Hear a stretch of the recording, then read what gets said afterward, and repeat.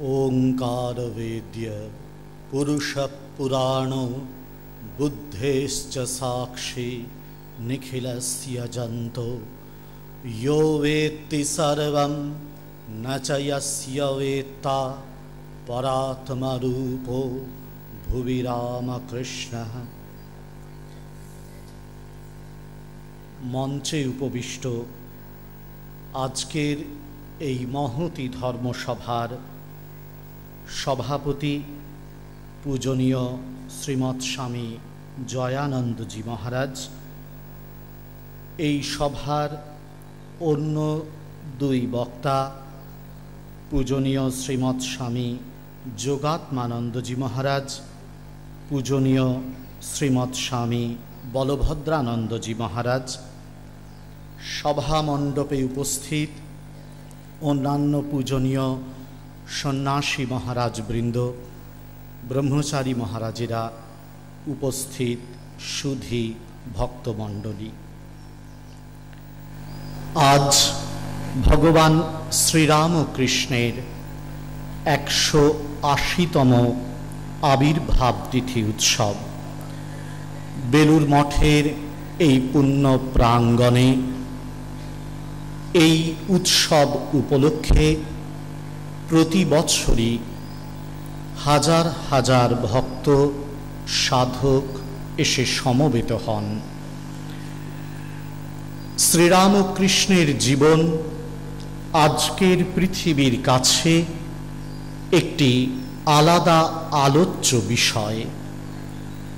যতদিন যাচ্ছে ততই যেন এই জীবনটিকে কেন্দ্র করে তার বলা কথাকে চিন্তা করতে করতে মানুষ, দেশ, সভ্যতা তাদের নিজেদের বাঁচার পথ, নিজেদের সাধন মার্গগুলিকে নতুন করে চিহ্নিত করতে পারছে।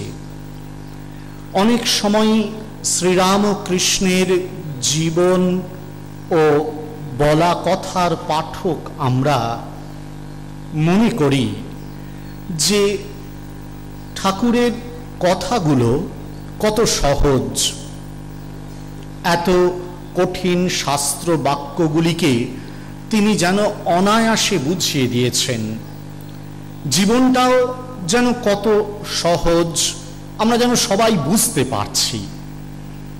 কিন্তু শ্রীরামকৃষ্ণ নিজেই বলেছিলেন, অবতার অচিনে গাছ, যাকে দেখে মনে হয় যেন চিনি, কিন্তু ভেতরে প্রবেশ করতে গিয়ে দেখা যায় চেনাটা ঠিক ঠিক হয়ে ওঠেনি।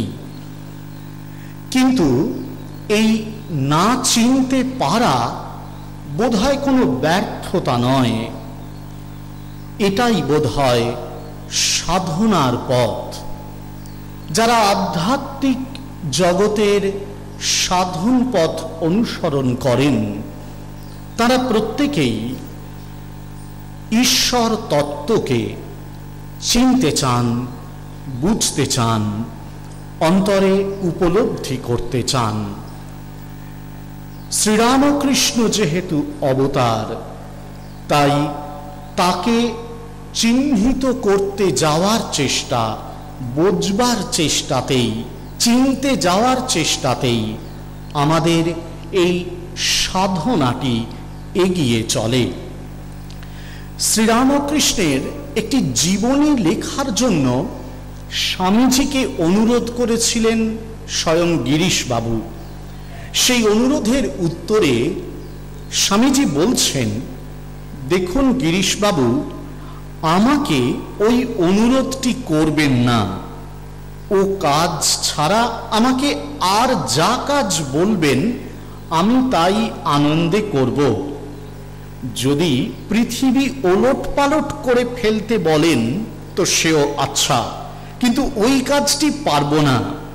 তিনি এত মহান ছিলেন, এত বড় ছিলেন যে আমি তাকে কিছুই বুঝতে পারিনি, তার জীবনের এক কণাও আমি জানতে পারিনি। শেষে শিব গড়তে গিয়ে কি বানর গড়ে ফেলবো? আমি তা পারবো না। স্বয়ং বিবেকানন্দ, যাকে কিনা শ্রীরামকৃষ্ণ তার চাপরাশ দিয়ে গিয়েছিলেন, তার মিশন প্রচারের প্রতিষ্ঠার মুখ্য যন্ত্র করে রেখে গিয়েছিলেন এই সংসারে, তিনি যদি একথা বলেন তাহলে আমাদের কা কথা? স্বামীজি শরৎ চক্রবর্তীকে একবার বলছেন, তিনি যে কি কত কত পূর্বগ অবতারগণের জমাট বাঁধা ভাবরাজ্যের রাজা, তা জীবনপাতি তপস্যা করেও এক চুল বুঝতে পারলুম না। তার ভাব সমুদ্রের উচ্ছ্বাস এক বিন্দু ধারণা করতে পারলে মানুষ তখনই দেবতা হয়ে যায়। সর্বভাবের এমন সমন্বয় জগতের ইতিহাসে আর কোথাও কি খুঁজে পাওয়া যায়? এই থেকেই বোঝ, তিনি যে দেহ ধারণ করে এসেছিলেন, অবতার বললে তাকে ছোট করা হয়। শ্রীরামকৃষ্ণ জীবনের যারা পাঠক, লীলা প্রসঙ্গ নামক যে বিখ্যাত জীবনীটি, তারা সবাই জানেন যে সেখানে এই উক্তি তার সম্পর্কে সেকালের বৈষ্ণব সাধক করেছিলেন। বলেছিলেন যে শ্রীরামকৃষ্ণের সঙ্গে শ্রীরামকৃষ্ণ সেইখান থেকেই এসেছেন যেখান থেকে সমস্ত অবতারগণের উৎপত্তি হচ্ছে। শ্রীরামকৃষ্ণ হচ্ছেন তাই যার থেকে সমস্ত অবতারের উৎপত্তি হচ্ছে। ঠাকুর অবশ্য শুনে একটু চমকেই উঠেছিলেন, যেন মজা করে বলেছিলেন, সে কি গো, শ্রীরামকৃষ্ণের এই অবতারত্বতাই আমাদের কাছে বোঝা অত সহজ নয়, কিন্তু এই বুঝতে চেষ্টা করাটাই আমাদের সাধনা। স্বামীজি তার একটি চমৎকার বন্দনা করেছেন এই কারণে। সেই বন্দনা মন্ত্রে তিনি বলছেন, প্রাপ্তম যদ্বৈ ত্বনাদি নিধনম বেদ দধিন মথিত্বা দত্তম যস্য প্রকরণে হরিহর ব্রহ্মাদি দেবৈর বলম পূর্ণম যত্তু প্রাণসারৈর ভৌম নারায়ণানাম রামকৃষ্ণস্তনুম ধত্তে তৎপূর্ণ পাত্রমিদম ভো। অর্থাৎ অনাদি অনন্ত বেদরূপ সমুদ্র মন্থন করে যা পাওয়া গেছে, ব্রহ্মা বিষ্ণু মহেশ্বর প্রভৃতি দেবতারা যাতে শক্তি সঞ্চার করেছেন, অবতারদের প্রাণরসে পূর্ণ সেই অমৃতের পূর্ণ পাত্র রূপে শ্রীরামকৃষ্ণ দেহ ধারণ করেছেন। এই কারণেই বোধহয় আজ যখন এতদিন পরে এসে শ্রীরামকৃষ্ণের জীবন আমরা আলোচনা করতে যাই, তখন একদিকে যেমন বুঝতে পারি যে এই জীবনের মধ্যে যুগান্তরের নতুন নতুন ভাবনাগুলোকে বোঝার এবং বুঝতে পারার সামর্থ্য রয়েছে, ঠিক তেমনই অনেকে আবার এই জীবনটিকে বুঝতে গিয়ে ভুলও করে বসেন। কিছুদিন আগে শ্রীরামকৃষ্ণ বিষয়ক একটি আলোচনা চক্রে একটি বিশ্ববিদ্যালয়ের মান্য একজন গবেষক অধ্যাপককে বলতে শুনেছিলাম যে শ্রীরামকৃষ্ণ বেঁচে থাকবেন একজন সাধক হিসেবে, যিনি ঊনবিংশ শতাব্দীতে আবির্ভূত হয়ে সেই সময়টাকেই প্রভাবিত করেছেন। তবে আজকের এই পরিবর্তিত যুগে সেই প্রয়োজন ফুরিয়ে এসেছে। এতে বোঝা যায় যে শ্রীরামকৃষ্ণের কথাটি কতটা সত্য যে অচিনে গাছকে সহজে চেনা যায় না। তাকে দেখে মনে হতে পারে তিনি যেন আমাদের কাছে অত্যন্ত সরল সহজ, কিন্তু যদি গভীর সাধনায় তাকে বোঝার চেষ্টা না করা হয়, তাহলে এরকমই ভ্রান্তি হওয়ার সম্ভাবনা প্রচুর। ভগবদ্গীতার উপোদ্ঘাত ভাষ্যে আচার্য শঙ্কর বলেছিলেন যে কেন অবতারের আবির্ভাব প্রয়োজন হয়ে পড়ে। বলেছিলেন যখনই ধর্ম অভিভূত হয় এবং অধর্ম প্রবর্ধমান হয়, তখনই এই ধর্ম রক্ষার জন্যই আসেন অবতার। রামানুজাচার্য ভারী সুন্দর দেখিয়েছেন এই গীতায় অবতার তত্ত্বের আলোচনা করতে গিয়ে যে অবতার আসলে কেউ নন, তিনি হচ্ছেন স্বয়ং পরব্রহ্ম পুরুষোত্তম। বলছেন রামানুজাচার্য, পরিপূর্ণ নিখিল জগদা উদয় বিভবা লয়া লীনা পরব্রহ্ম পুরুষোত্তম নারায়ণ ব্রহ্মাদি স্থাবরান্তম অখিলম জগৎ সৃष्ट्वा লোকেষু অবতীর্য তৈস্তৈর আরাধিত তত্তদ অভীষ্ট অনুরূপম ধর্মার্থ কাম মোক্ষ ফলম প্রয়চ্ছতি। অবতার পুরুষ তিনি পরব্রহ্ম, তিনি সেই মুখ্য তত্ত্ব, কিন্তু জগতের উদ্ধারের জন্য তিনি এসে হাজির হন আমাদের কালে। এই কারণেই শ্রীরামকৃষ্ণ এসেছিলেন যে এমন একটা প্রয়োজন পড়ছে, যে প্রয়োজনটা অতীতের সমস্ত প্রয়োজনকে যেন ছাপিয়ে চলে যাচ্ছে।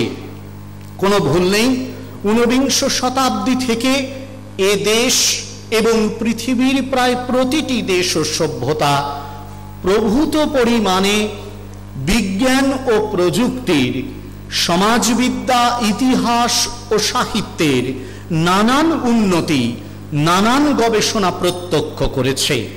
আমাদের জ্ঞান চর্চার জগৎ উন্নত হয়েছে অবশ্যই আমাদের নিজেদের জীবন যাপনের যাবতীয় প্রকরণ ও পদ্ধতি, কিন্তু তার সঙ্গে এটাও সত্য, যতদিন যাচ্ছে ততই আমরা বুঝতে পারছি যে আমাদের ভেতরের দিক থেকে একটি ক্ষুধা,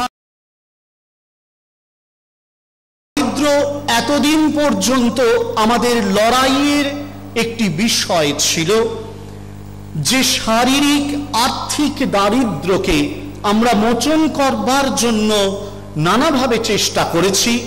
ধর্ম চেষ্টা করেছে, রাষ্ট্র চেষ্টা করেছে, ব্যক্তি চেষ্টা করেছে। আজ কিন্তু সেই আর্থিক বা শারীরিক দারিদ্র্য নিঃসন্দেহে অনেক কমে গেছে, কিন্তু তার স্থান নিয়েছে অপর একটি দারিদ্র্য, সেটি মানসিক দারিদ্র্য। এই দারিদ্র্য দূর করার সামর্থ্য আজ পর্যন্ত আবির্ভূত প্রায় কোনো সামাজিক তত্ত্বে, প্রায় কোনো ঐতিহাসিক তত্ত্বে দেখা যাচ্ছে না। যদি আজকের পৃথিবীর দিকে তাকাই, পৃথিবীর শেষ 100 বছরের ইতিহাস পর্যালোচনা করি, তাহলে দেখতে পাব মানুষে মানুষে সংঘাত, ব্যক্তিতে ব্যক্তিতে অবিশ্বাস যে পর্যায়ে গিয়ে দাঁড়িয়েছে, এতাবধি ইতিহাস তা কখনো প্রত্যক্ষ করেনি। আমাদের যাবতীয় গবেষণা, আমাদের যাবতীয় সামাজিক আন্দোলনগুলি, ঐতিহাসিক চর্চাগুলি অনেক চেষ্টা করেও এই অন্তরের দারিদ্র্যের কোনো সমাধান, কোনো মুক্তির পথ খুঁজে পাচ্ছে না। নতুন কালের আধুনিক বা উত্তরাধুনিক ভাবনাগুলো ধ্রুব আদর্শগুলোকে ভেঙে দিতে চাইছে, কিন্তু তারাই প্রশ্ন করছে আজকে আমাদের অস্তিত্বের মূল্য কোথায়। তারাই ভেবে পাচ্ছে না কেন বাঁচতে চাই, বাঁচব কেন। শ্রীরামকৃষ্ণ এই সময়ের বুকের উপর দাঁড়িয়ে মানুষের জীবনের কাছে এই উত্তরটাই দিতে এসেছিলেন। প্রত্যেক অবতারেরা এক একটা অসুর বধ করেন। শ্রীরামকৃষ্ণ অবতারেও একটি অসুর বধের জন্যই রামকৃষ্ণের আগমন। স্বামীজি লিখেছেন, সংশয় রাক্ষস নাশ মহাস্ত্রম ইয়ামি গুরুম শরণম ভববৈদ্যম। একালের আধুনিক দার্শনিক বলছেন, I doubt so I exist, আমি সংশয় করি বলে আমার অস্তিত্ব রয়েছে। মানুষের অস্তিত্বের মূলে যদি সংশয়টা থাকে, তাহলে তার পরিণতি অবিশ্বাসে, তাহলে তার পরিণতি ঈর্ষায়, হিংসায়, পারস্পরিক হানাহানিতে। শ্রীরামকৃষ্ণ সেই সংশয় রাক্ষসকে বধ করবার জন্যেই এসেছেন, তার উপলব্ধি দিয়ে, তার যাবতীয় সরল অথচ গভীর জীবনানুভব নিয়ে। এবং এইখানেই শ্রীরামকৃষ্ণের অবতারত্ব যুগ প্রয়োজনকে মিটিয়ে যুগান্তরে যাত্রা করছে। আজকের পৃথিবীর মানুষ যখন শ্রীরামকৃষ্ণের দিকে তাকায়, তখন ঊনবিংশ শতাব্দীর নগর কলকাতার উপকণ্ঠে থাকা এক উপলব্ধিবান সাধকের দিকে তাকায় না। তারা খুঁজে পায় আজকের এই যুগে দাঁড়িয়ে তার জীবন সমস্যার সমাধানকারী একজন আশ্রয় পুরুষকে। স্বামী শিবানন্দজি মহারাজ বলেছিলেন,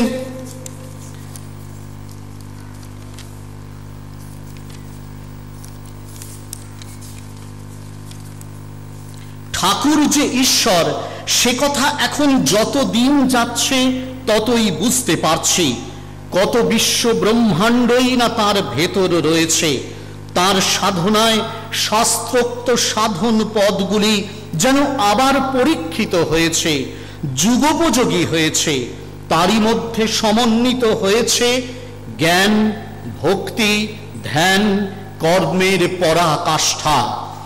শ্রীরামকৃষ্ণ জীবন এই কারণেই আজকের সংশয়ী মানুষের কাছে, আজকের অস্তিত্বে অবিশ্বাসী মানুষের কাছে, আজকের এই ভালোবাসাহীন হিংসা আঘাতে জর্জরিত মানুষের কাছে একটি আলাদা, একটি স্বতন্ত্র দর্শন রূপে প্রতিষ্ঠিত হতে পারে। শ্রীরামকৃষ্ণের জীবনকে নিয়ে অনেক আলোচনা হচ্ছে, কিন্তু এটাও ঠিক একটি চমৎকার পরিকাঠামো রূপে রামকৃষ্ণ দর্শনের একটি সুন্দর অবয়ব যেন এখনো পরিপূর্ণভাবে তৈরি হতে বাকি আছে। নিশ্চয়ই সময় আসবে সেটিও তৈরি হবে। শ্রীরামকৃষ্ণের জীবনীকার স্বামী শারদানন্দজি লীলা প্রসঙ্গ লিখে গিয়েছেন, শ্রীরামকৃষ্ণ দর্শন তৈরির, শ্রীরামকৃষ্ণ দর্শনের সূত্রগুলি পাওয়ার জন্য এটি একটি শ্রুতি গ্রন্থ। শ্রীময়ের কথিত যে কথামৃত, সংকলিত যে কথামৃত, শ্রী শ্রী রামকৃষ্ণ কথামৃত, সেটিও আরেকটি শ্রুতি গ্রন্থ স্বরূপ। নিঃসন্দেহে এই গ্রন্থগুলো থেকেই পাওয়া যাবে শ্রীরামকৃষ্ণ দর্শনের এক একটি উপাদান। ওই যে অত্যন্ত সহজ ভাষায় লেখা আছে, চোখ বুঝলেই তিনি আছেন আর চোখ খুললেই তিনি নেই। মত, পথ, লীলা প্রসঙ্গে শ্রীরামকৃষ্ণের সেই অসাধারণ অনুভূতি, শিবজ্ঞানে জীব সেবা। কথামৃতে শ্রীরামকৃষ্ণ বলছেন, শালগ্রাম থেকে মানুষ বড়। এই এক একটি কথা যেন রামকৃষ্ণ দর্শনের এক একটি সূত্র। আমরা প্রাচীন ভারতে অনেক দর্শন সূত্র গ্রন্থ দেখেছি। ব্রহ্মসূত্র তৈরি হয়েছে বেদান্ত দর্শনের প্রতিষ্ঠা গ্রন্থ রূপে, ধর্মসূত্র তৈরি হয়েছে পূর্ব মীমাংসা দর্শনের প্রতিষ্ঠা গ্রন্থ রূপে। তারপর সেই সূত্রগুলো ব্যাখ্যা করে তৈরি হয়েছে অগণিত দর্শন, এবং এই প্রতিটি দর্শন আধ্যাত্মিক জীবন জিজ্ঞাসার সমাধান। বিগত হাজার হাজার বছর ধরে শুধু ভারতবর্ষ নয়, পৃথিবীর বহু সভ্যতাকে তার প্রাণরস জুগিয়ে এসেছে এই আধ্যাত্মিক ভারতীয় দর্শনগুলি। এই সমস্ত আধ্যাত্মিক ভারতীয় দর্শনের সারাৎসার সংকলিত হয়েছে ঊনবিংশ শতাব্দীতে ভারত ভূমিতে আবির্ভূত এই রামকৃষ্ণ জীবনের মধ্যে। তিনি হয়ে উঠেছেন একটি স্বয়ং সম্পূর্ণ দর্শন, তিনি হয়ে উঠেছেন একটি স্বয়ং সম্পূর্ণ শাস্ত্র। নিজেই তিনি বলেছিলেন যে তার অনুভূতি বেদ বেদান্তকে ছাড়িয়ে চলে যাবে। আসলে অবতার পুরুষ স্বয়ং শাস্ত্র, তার মুখের কথা শাস্ত্র বচন। অতীতে আমরা সংস্কৃতে শাস্ত্র বাক্য পড়ে এসেছি, এবার একটি দেশীয় ভাষায় যেন শাস্ত্র বাক্য রচিত হচ্ছে। বেদান্ত দর্শনের ব্রহ্মসূত্রের তৃতীয় সূত্রটিতে বলা হয়েছে শাস্ত্র যোনিত্বাৎ, অর্থাৎ শাস্ত্র দুভাবে একে ব্যাখ্যা করেছেন আচার্য শঙ্কর। বলছেন শাস্ত্র সমূহ যেন তার থেকে, সেই মুখ্য তত্ত্ব ব্রহ্ম তত্ত্ব থেকেই নির্গত হয়েছে। আবার বিপরীতে শাস্ত্র সমূহই এই মুখ্য ব্রহ্ম তত্ত্ব, ঈশ্বর তত্ত্ব বা ভগবত তত্ত্বকে ব্যাখ্যা করছে, উপস্থাপিত করছে। এই দিক থেকে দেখতে গেলে শাস্ত্র যেন স্বয়ং হয়ে উঠছে ব্রহ্মতত্ত্ব, ঈশ্বর তত্ত্ব। শ্রীরামকৃষ্ণ এই যুগের সেই শাস্ত্র যোনি, শ্রীরামকৃষ্ণই এই যুগের শাস্ত্র উৎস। শ্রীরামকৃষ্ণের মধ্য থেকেই আগামী পৃথিবীর যাবতীয় সমস্যার সমাধান কল্পে তৈরি হওয়া শাস্ত্র বাক্য সমূহ নথিবদ্ধ রয়েছে, উপলব্ধ হয়েছে, ব্যাখ্যাত হয়েছে। স্বামী বিবেকানন্দ তার হিন্দু ধর্ম শ্রীরামকৃষ্ণ প্রবন্ধে আহ্বান করেছিলেন এই জগৎকে, বলেছিলেন যে নবযুগ পরিবর্তনের কাল উপস্থিত হয়েছে। আমরা যেন সেই কাল পরিবর্তনের চেষ্টায় নিজেরা সমবেত হই। জগন্নাথের উৎসব সম্পর্কে বলা হয় পুরীতে যে জগন্নাথের রথ ঘর ঘরিয়ে এগিয়ে চলে, যারা সেই রথের রশি স্পর্শ করতে পারে তারা ধন্য হয়ে যায়। রামকৃষ্ণ রথচক্র যুগ পরিবর্তনের পথে মানুষের সভ্যতাকে এগিয়ে নিয়ে চলেছে। আমরা যারা সেই রথচক্রের রশি স্পর্শ করতে পারব, সেই মহাযুগ চক্র পরিবর্তনের কাজে নিজেদের নিয়োজিত করতে পারব, আমরাই ধন্য হয়ে যাব। স্বামীজি তার একটি কবিতায় ভারী সুন্দর লিখেছিলেন শেষে, চলো প্রভু চলো তব বাধাহীন পথে ততদিন, যতদিন ওই তব মাধ্যম দিন প্রখর প্রভায় প্লাবিত না হয় বিশ্ব, যতদিন নরনারী তুলি উচ্চ শির নাহি দেখে টুটেছে শৃঙ্খল ভার, না জানে শিহরানন্দে তাহাদের জীবন নূতন। স্বামীজি বলছেন যেন ঠাকুরের উদ্দেশ্যে যে তিনি আমাদের সঙ্গে যেন চলেন এই যুগ পরিবর্তনের জন্যে, এই রথচক্রে তিনি আমাদের সারথি।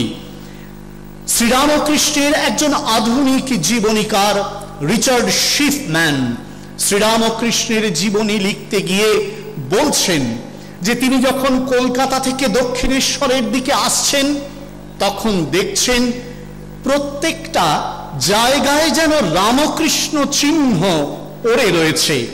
মজা করে লিখছেন, একটা বাসের পেছনে দেখলাম নাম লেখা আছে রামকৃষ্ণ, একটা দোকানে দেখলাম নাম লেখা আছে শ্রীরামকৃষ্ণ, একটা রিক্সা ভ্যান তাতেও দেখলাম নাম লেখা আছে শ্রীরামকৃষ্ণ। অনেক লোকের নামের সঙ্গেই রামকৃষ্ণ জুটে গেছেন। শিপম্যান লিখছেন, বুঝতে পারছি এই জাতিটার সংস্কৃতির প্রতিটি অণুতে পরমাণুতে এই মহামানব অনুপ্রবিষ্ট হয়েছেন। লিখছেন শিপম্যান ওই গ্রন্থের একেবারে শেষে শ্রীরামকৃষ্ণের একটি কথাকে উদ্ধৃত করে, বাউলের দল এলো গেল, নাচলে গাইলে, কেউ চিনলে কেউ চিনলে না। শিপম্যান লিখছেন, হয়তো তার কালে এমনই হয়েছিল, কিন্তু এই অন্ধকার যুগ যখন আলোর দিকে যেতে চাইবে তখন এই অবতার বরিষ্ঠ শ্রীরামকৃষ্ণকে চিনতেই হবে। সেই চেনাটাই আমাদের সাধনা, সেই সাধনায় সাধক হওয়াটাই আমাদের কাছে একমাত্র ব্রত। আমরা আমাদের অনেক পূজা মন্ত্রের শেষে বলি, ধন্যোহম কৃতকৃত্যোহম সফলম জীবিতম মম আগতাসি যতো দুর্গে মাহেশ্বরী মমাশ্রমম। দুর্গা পূজার এই মন্ত্রটা ব্যবহার করা হয়। আমার জীবন ধন্য, আমার এই যাবতীয় জীবনচর্যা সার্থক, তার কারণ তুমি আমার গৃহে এসেছ। শ্রীরামকৃষ্ণ আমাদের এই গৃহে এসেছেন, আমাদের এই দেশে, আমাদের এই জীবনে। আমরা আজকের এই পুণ্য লগ্নে যদি তাকে এইটুকুনি বলতে পারি, ধন্যোহম কৃতকৃত্যোহম সফলম জীবিতম মম, আমাদের জীবন ধন্য, আমরা কৃতকৃতার্থ, তার কারণ তিনি আমাদের কাছে এসেছেন। আমাদের শুধু করণীয় তার চরণে শরণ নেওয়া, সেটুকু যেন করতে পারি এই পবিত্র দিনে। এই তার চরণে আমাদের প্রার্থনা।